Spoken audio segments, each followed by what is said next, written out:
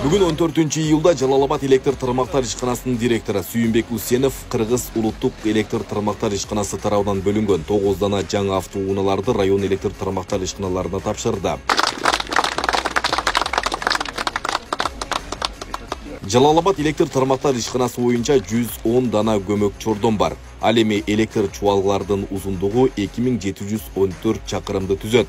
Сүйүнбек Усенов өз сөзүндө техникалардын берилиши жумуштун сапатын жакшыртууга, калкты электр энергиясы менен камсыздоодо ишенимдүүлүктү арттырууга өбөлгө түзөөрүн билдирди. Жалал-Абад электр тармактар ишканасында бизде жакшы самал болуп атат.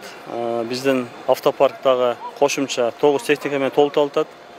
Өзүңүздөр көрүп тургандай 6 бригадалык автоунаа, кошумча 3 спецтехника экскаватор бөлүнүп атат. Бул да болсо биздин чоң ишканабызга пландык иштер аткарууга, элди сапаттуу туруктуу электр менен камсыз кылууга чоң өзүнүн жардам берет. Бизде жалпы облус аймагында 110 подстанция бар. Андан сырткары 2700 ашык километрден ашык электр линияларыбыз бар. Ушул мен ойлойм, Кудай берсе ушул техникалар менен биздин кызматкерлерге дагы ыңгайлуу, бир жагынан ушул оперативдик жумушту алып барууда чоң өзүнүн жардам берет. 6 бригадалык уна жана 3 экскаватор зарыл болгон район электр тармактар ишканаларына бөлүндү. Алыскы тоолуу жана керектөөчүлөрү көп электр чубалгылары узун райондорго берилди. Автоунаалардын берилиши жумуш ыргагын тездетип, кызматкерлерге кошумча шарт боло алат. Анткени мурунку унаалардын эскилиги жеткен, оңдоп түзөөнү көбүрөөк талап кылынаарын айдоочулар билдирди. Таш көмүрөсүндө 20 жылдан бери иштейм өзү. Атак өзү техникалар эми баары эскирди эле өзү чынына келгенде.